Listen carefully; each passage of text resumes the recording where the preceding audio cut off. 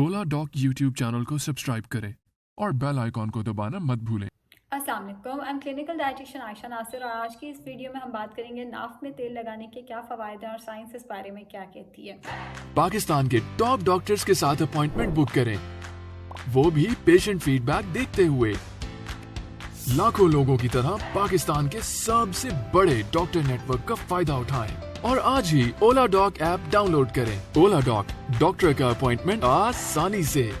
सदियों पहले ये तरीका बरसगीर से ही शुरू हुआ। इंडिया से बरसगीर से इस चीज़ की इब्तिदा हुई कि नाक में तेल लगा के बहुत सारी बीमारियों को ठीक किया जाता था।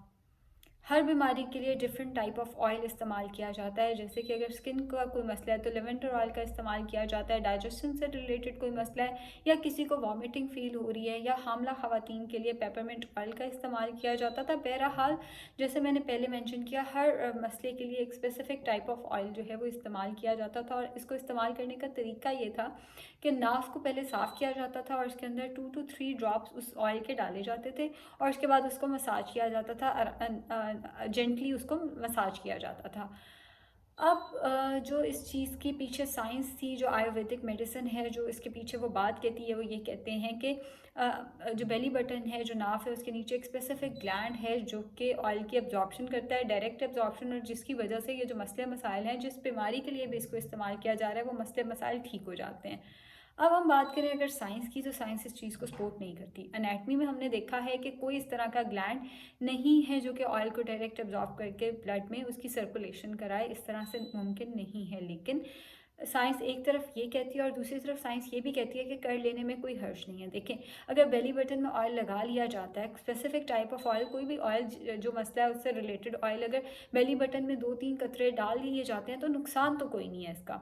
अगर फ़ायदा नहीं है तो इसका नुकसान भी नहीं है। लेकिन मैं एक चीज़ और बताती चलूँ कि अक्सर लोगों को इस चीज़ से शिफायाब होते भी देखा है। आयुर्वेदिक मेडिसिन पाकिस्तान में बहुत ज़्यादा कॉमन होती जा रही है। इंडिया में ये पहले से कॉमन थी और जहाँ पे पाकिस्तान की या इंडियन आबादी है, बाहर के मुल्कों में, यूके, यूएसए में, वहाँ पे भी इस चीज़ को प्रैक्टिस किया जाता है और देखा गया है कि काफ़ी लोग जो हैं वो इससे शिफायाब होते हैं।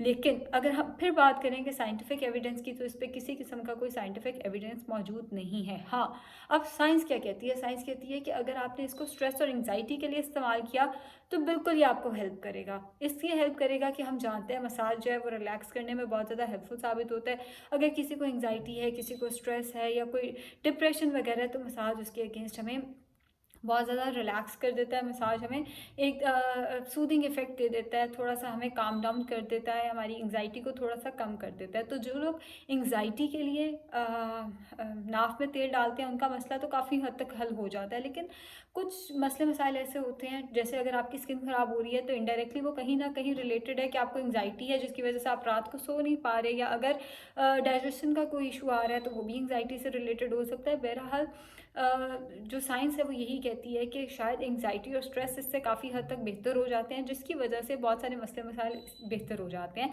बहुत सारे मसले मसाइल ठीक हो जाते हैं।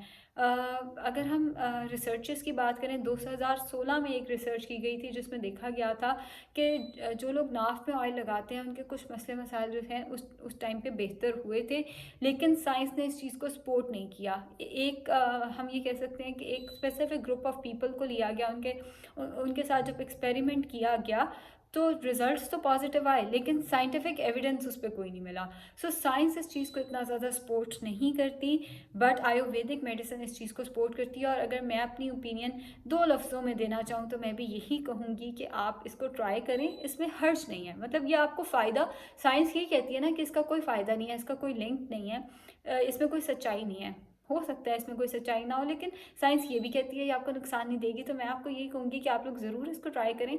ये एटलीस्ट आपको नुकसान नहीं देगा, हर कोई इसको ट्राई कर सकता है, बच्चे बड़े बूढ़े हर एक पे ये ट्राई किया जा सकता है। अगेन हार्मलेस चीज़ है बिल्कुल, इसका कोई किसी किस्म का कोई साइड इफ़ेक्ट नहीं हो सकता।